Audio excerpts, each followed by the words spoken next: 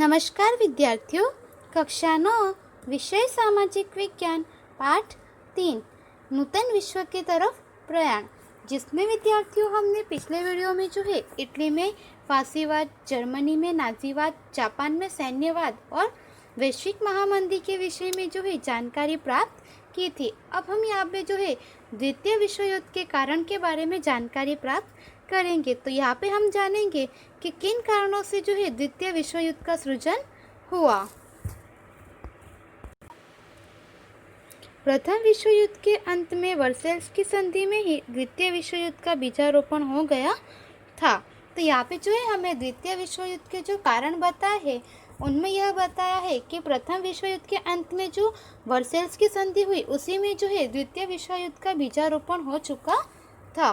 Paris शांति प्रक्रिया द्वारा क्रांतिकारियों ने अनेक राष्ट्रों को असंतुष्ट किया था। उसके बाद होने वाली घटनाएं अनेक राष्ट्रों को द्वितीय राष्ट्रों की तरफ ले गई। तो मित्रों, आइए अब हम सब द्वितीय विश्व युद्ध के लिए उत्तरदायी कारणों का अध्ययन करें। तो यहाँ पे जो है हमें प्रथम विश्व युद्ध के जो है उसके अंत में ही द्वितीय विश्व युद्ध का बीजारोपण हुआ, इसके बारे में बताया है, जिसमें हमें बताया है कि पेरिस शांति की प्रक्रिया द्वारा जो क्रांतिकारी थे उन्होंने अनेक राष्ट्रों को असंतुष्ट किया था। तो उसके बाद होने वाली जितनी घटनाएं थी उसकी वजह से जो है राष्ट्रों को द्वितीय विश्व युद्ध की तरफ ये सभी घटनाएं ले गई, जिसकी वजह से जो है यहाँ पे द्वितीय विश्व युद्ध हुआ। तो अब हम यहाँ पे जो है द्वितीय विश्व युद्ध के कारण जो है उन्हें निम्नानुसार जानेंगे।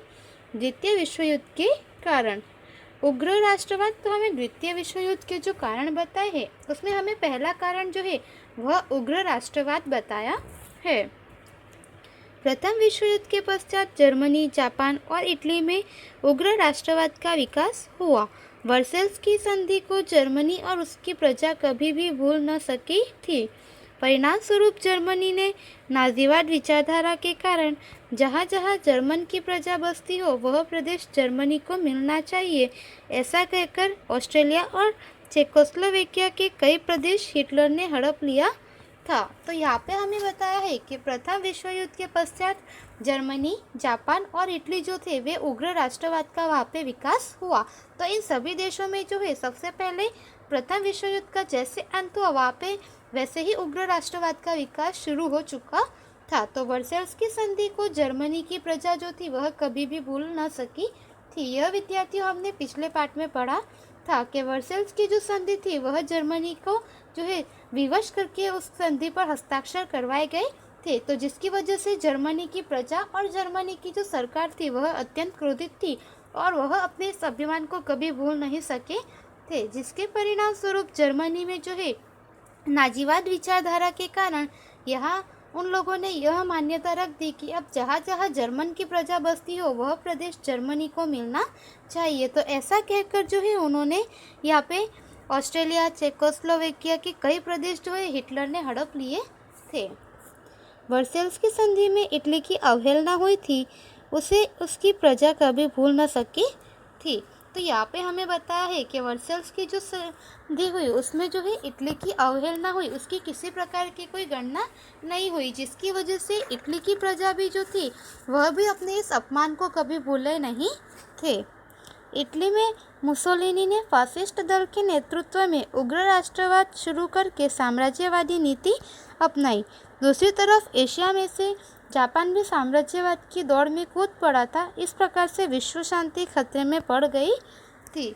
तो यहाँ पे हमें बताया है कि इटली में जो है मुसोलिनी ने फासिस्ट दल के नेतृत्व में जो है रहकर उग्र राष्ट्रवाद शुरू करके साम्राज्यवादी की जो नीति थी उस नीति को अपनाया। तो दूसरी तरफ एशिया में से जापान जो था वह भी अब साम्राज्यवाद की दौड़ में जो है आगे आ चला। तो इस प्रकार से विश्व की जो शांति थी अब वह खतरे में पड़ चुकी थी। तो इस तरह से यहाँ पे हमें द्वितीय विश्व युद्ध के जो कारण बताए उसमें उग्र राष्ट्रवाद जो है यह हमें प्रथम कारण बताया है। अब हम यहाँ पे जो है दूसरा कारण जानेंगे। तो दूसरा कारण हमें यहाँ पे गुटबंदियाँ बताया है। प्रथम विश्व युद्ध के बाद फ्रांस को हमेशा जर्मनी से भय होने से बेल्जियम, पोलैंड, रोमानिया तथा चेकोस्लोवेकिया के साथ मैत्री समझौता किया।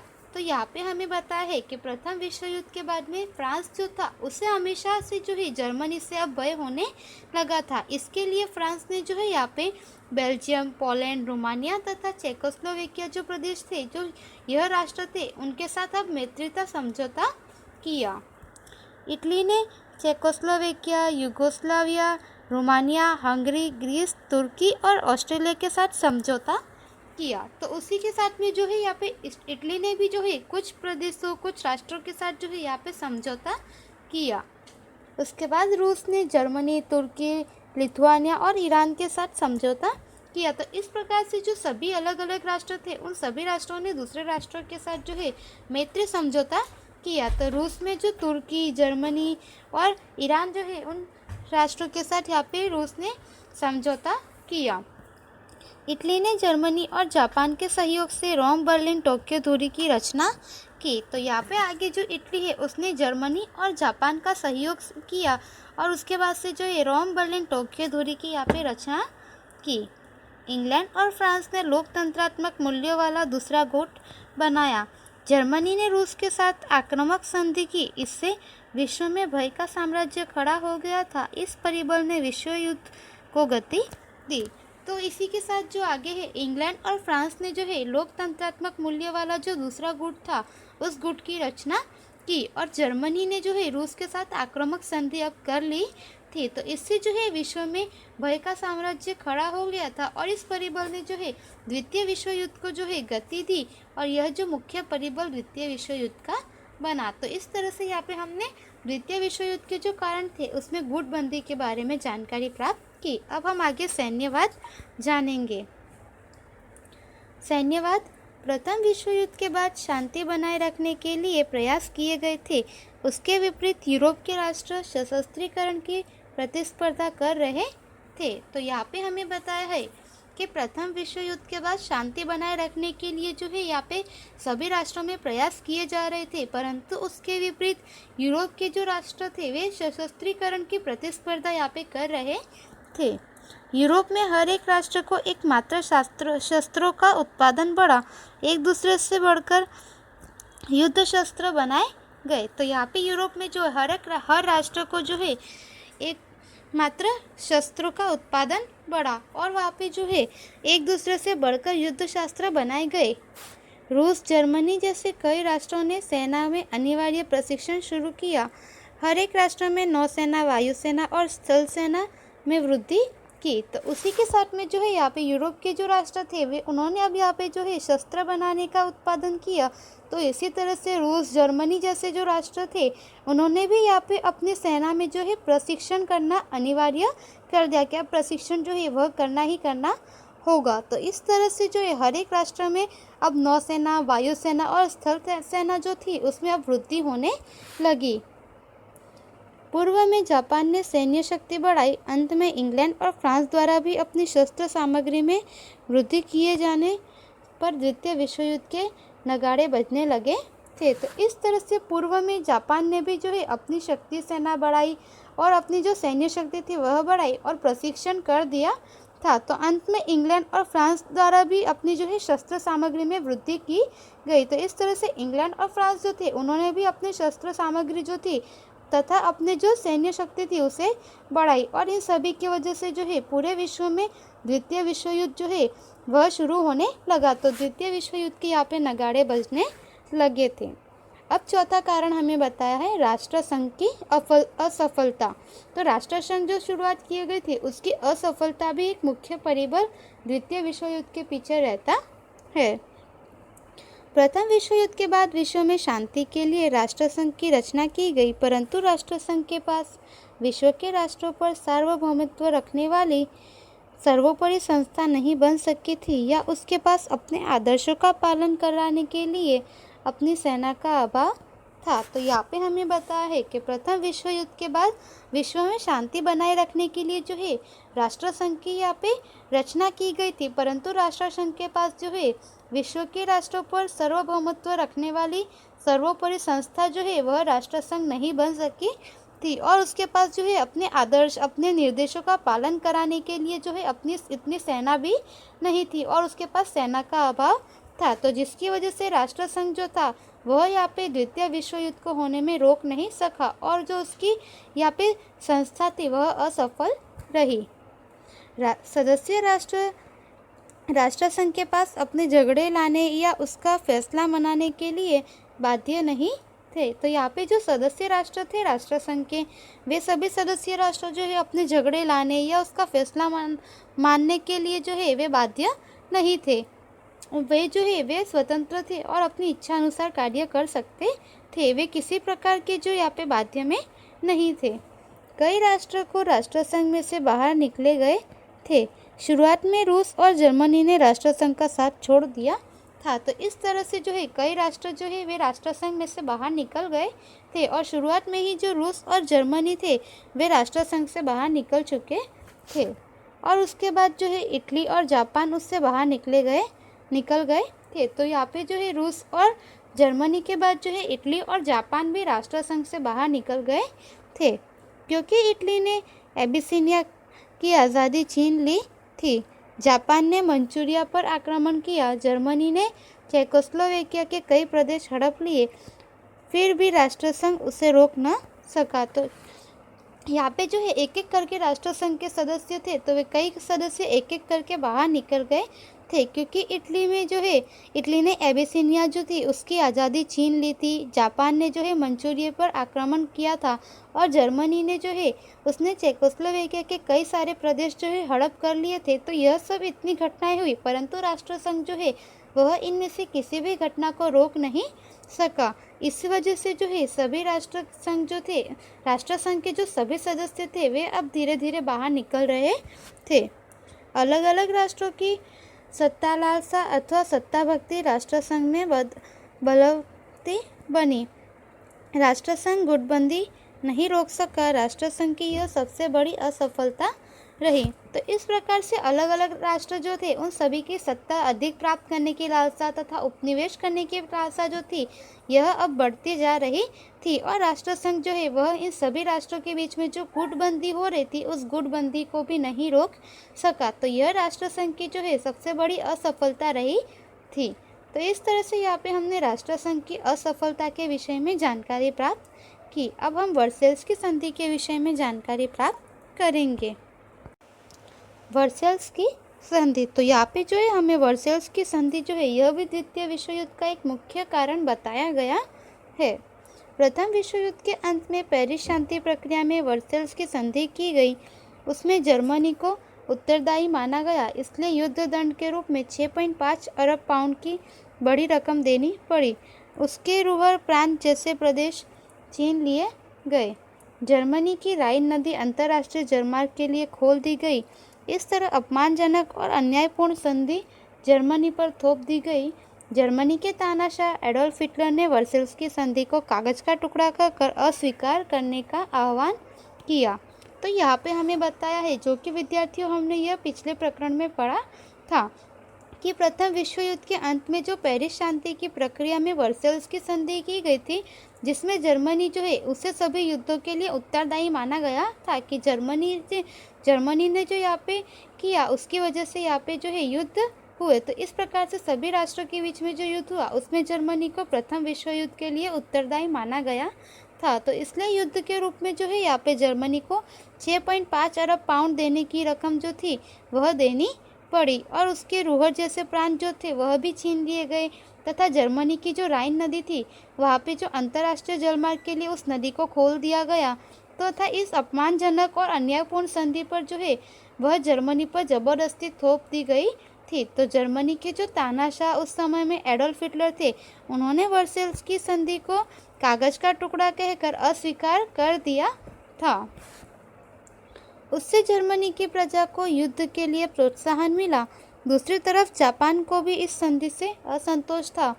इस प्रकार वर्सेल्स की संधि से किसी न किसी प्रकार कई राष्ट्रों के साथ अन्याय हुआ था, इसलिए वर्सेल्स की संधि में ही द्वितीय विश्व युद्ध का बीजारोपण हुआ था। तो इस तरह से यहाँ पे हमें बताया है कि जो जर्मनी की प्रजा थी वह भी अपने इस अपमान को सहन नहीं कर सकी थी। तो दूसरी तरफ जो है यहाँ पे जापान को भी इस संधि से असंतोष हुआ। इस प्रकार से कई अलग अलग राष्ट्रों को जो वर्सेल्स की संधि की वजह से उन्हें नुकसान हुआ तथा उनके साथ जो है अन्याय हुआ, इसलिए वर्सेल्स की संधि में जो है द्वितीय विश्व युद्ध का बीजारोपण हुआ था। तो वर्सेल्स की जो संधि है यह भी द्वितीय विश्व युद्ध के लिए एक महत्वपूर्ण और मुख्य परिबल के रूप में जानी जाती है। एडोल्फ हिटलर की साम्राज्यवादी महत्वाकांक्षा। तो यहाँ पे हमें जो है एडोल्फ हिटलर की साम्राज्यवादी महत्वाकांक्षा क्या था उसके बारे में बताया है। हिटलर द्वितीय विश्व युद्ध की नींव में था। वह उग्र राष्ट्रवादी और सैनिकवादी मानसिकता रखता था, इसलिए वह किसी भी मूल्य पर जर्मनी की एकता, स्थिरता और समृद्धि चाहता था। तो यहाँ पे हमें बताया है कि हिटलर जो है वह द्वितीय विश्व युद्ध की नींव में था और वह जो है उग्र राष्ट्रवादी और सैनिकवादी मानसिकता रखता था, इसलिए वह जो है युद्ध में विश्वास रखता था कि युद्ध करके जो है हम राष्ट्र को जीत सकते हैं। तो इसलिए वह किसी भी मूल्य पर जर्मनी की एकता, स्थिरता, अखंडता और समृद्धि वह चाहता था। हिटलर के साम्राज्यवाद का पहला शिकार ऑस्ट्रेलिया बना। हिटलर ने जर्मन सेना के साथ ऑस्ट्रेलिया में प्रवेश किया 12 मार्च 1938 को।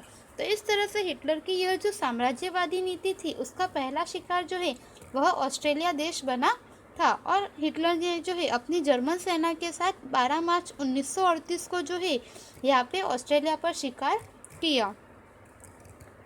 म्यूनिच सम्मेलन के बाद दूसरे ही दिन चेकोस्लोवेकिया पर अधिकार किया था 1 अक्टूबर 1938। तो यहाँ पे हमें बताया है कि म्यूनिच सम्मेलन जो हुआ उसके बाद में दूसरे ही दिन चेकोस्लोवेकिया जो है उस पर 1 अक्टूबर 1938 के दिन जो है यहाँ पे जर्मनी ने हमला किया। उसके बाद मार्च 1949 में लिथुआनिया के मेमेल बंदरगाह पर अधिकार किया था। मार्च 1949 इस तरह विशाल जर्मन राष्ट्र का उसने सृजन किया। हिटलर की साम्राज्यवादी नीति द्वितीय विश्व युद्ध के लिए उत्तरदायी बनी। तो उसके बाद हमें यहाँ पे बताया है कि मार्च 1949 में लिथुआनिया के मेमेल बंदरगाह पर जो है यहाँ पे जर्मनी ने हमला किया और इस तरह से जर्मनी ने जो है अलग अलग राष्ट्रों पर हमला करके अपने विशाल राष्ट्र का सृजन किया। तो हिटलर की यह जो साम्राज्यवादी नीति थी यह भी द्वितीय विश्व युद्ध के लिए एक मुख्य उत्तरदायी जो है वह परिबल होता है। जर्मनी का पोलैंड पर आक्रमण तात्कालिक परिणाम। तो यहाँ पे हमें बताया है कि जर्मनी का जो पोलैंड पर आक्रमण तात्कालिक परिणाम जो हुआ यह भी द्वितीय विश्व युद्ध के लिए एक मुख्य परिबल माना जाता है। उपयुक्त सभी परिबलों ने समस्त विश्व को बारूद के बड़े ढेर पर लाकर बैठा दिया। तो यहाँ पे हमें बताया है कि हमने अभी तक जिन परिबलों के विश्व बारे में जानकारी प्राप्त की यह सभी परिबल ने जो है विश्व को बारूद के बड़े ढेर पर लाके खड़ा कर दिया था कि अब यहाँ पे जो है किसी भी क्षण जो है युद्ध की घोषणा की जा सकती है। इस तरह की वहाँ पे जो स्थिति थी वह बन चुकी थी। एक छोटी सी चिंगारी विश्व में भयानक विस्फोट पैदा कर सके ऐसी स्थिति थी और यह चिंगारी लगाने का कार्य जर्मनी ने शांत पोलैंड पर आक्रमण करके किया 1 सितंबर 1949 को प्रातःकाल। तो इस तरह से यह सभी परिबल देखे हमने, जिसमें हमने देखा कि सभी परिबलों की वजह से जो है पूरे विश्व में युद्ध का माहौल बन चुका था कि किसी भी क्षण जो है युद्ध की घोषणा की जा सकती है। तो इसमें जो है एक छोटी सी चिंगारी की आवश्यकता थी। तो इस चिंगारी ने जो है विश्व में भयानक विस्फोट पैदा कर सके ऐसी चिंगारी की यहाँ पे आवश्यकता थी और यह चिंगारी लगाने का जो कार्य था वह जर्मनी ने जो है सबसे पहले पोलैंड पर आक्रमण करके किया। तो पोलैंड जो है वह शांत था। तो पोलैंड पर जो है 1 सितंबर 1949 के दिन सुबह सुबह प्रातःकाल में जो है उस पर आक्रमण करके उसने इस चिंगारी को जो है यहाँ पे एक भयानक विस्फोट का रूप दिया। उससे द्वितीय विश्व युद्ध का आरंभ हुआ था। ब्रिटेन और फ्रांस ने जर्मनी को यह युद्ध तत्काल बंद करने की चेतावनी दी, परंतु जर्मनी ने उसकी उपेक्षा की, इसलिए ब्रिटेन और फ्रांस युद्ध में कूद पड़े। परिणाम स्वरूप समस्त विश्व में द्वितीय महायुद्ध की ज्वालाएं फैली। तो उसके बाद यहाँ पे हमें बताया है कि इसकी वजह से जो जर्मनी ने यहाँ पे पोलैंड पर आक्रमण किया जिसकी वजह से द्वितीय विश्व युद्ध का आरंभ हुआ। ब्रिटेन और फ्रांस ने जो है जर्मनी को यह युद्ध तत्काल बंद करने की चेतावनी दी, परंतु जर्मनी ने उनकी इस चेतावनी की उपेक्षा और अवहेलना की, इसलिए ब्रिटेन और फ्रांस भी जो है इस युद्ध में आ गए। तो परिणाम स्वरूप जो है पूरे विश्व में युद्ध की जो ज्वालाएं थी वह फैल चुकी थी। तो इस तरह से विद्यार्थियों यहाँ पे जो है हमने द्वितीय विश्व युद्ध के विषय में जितने भी यहाँ पे मुख्य परिबल थे उसके विषय में जानकारी प्राप्त की कि किन कारणों से जो है यहाँ पे द्वितीय विश्व युद्ध हुआ था। अब हम उसके आगे जो है द्वितीय महायुद्ध की रूपरेखा जो है उसके विषय में अगले वीडियो में जानेंगे। धन्यवाद।